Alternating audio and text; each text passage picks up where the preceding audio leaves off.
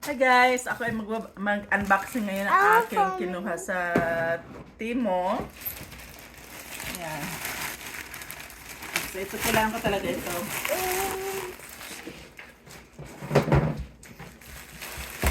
Okay. Ano kaya ito? Limutan ko na po na yung order ko. Ito para sa bag. Paglagay ng bag. Ayan. Tapos ito para sa wall. Pero kasi ito sa wall. Ayan. Ito para sa bag ko. Ayan. Pwede ko sa wall para magating na para tayo mayaman. Kaya tayo mayaman. Alam mo yun. Ayan. Ano to guys? 100 ata. I don't know how much one. At saka ito pa. Kasi mag-ayos ako ng bahay. Sa after a year.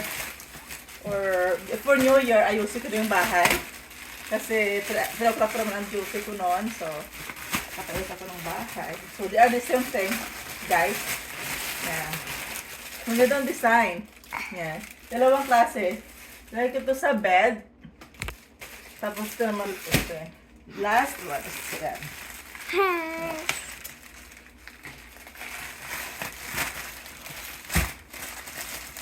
Madalak sa tingin, princess. Okay. Yan, ito pa. Diba ang dami? Yan. Ito na talaga yung bahay pag ganito. Yan. So, ito. May background ako, guys. Yan. Diba maganda? Tapos ito pa.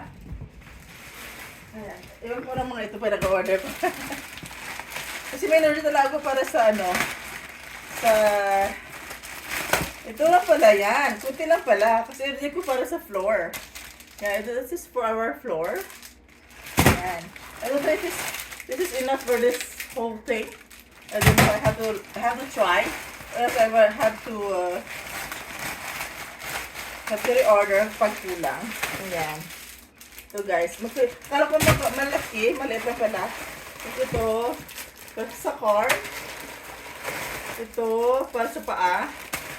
Ito, nakalimutan ko anong purpose nito.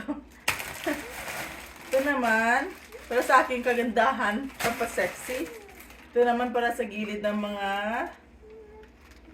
items ko. Ayan. Dami ko mga, ayan, para rin sa bra ko ito. Ayan, di ba marami sila? Okay. Ayan. Ayan, para rin ito sa mga gilid-gilid kapag para di ka matamaan. Ito naman, akala ko napakalaki, ang lit-lit pala, pang foundation ko. Super liit, guys. Ito. Ayan.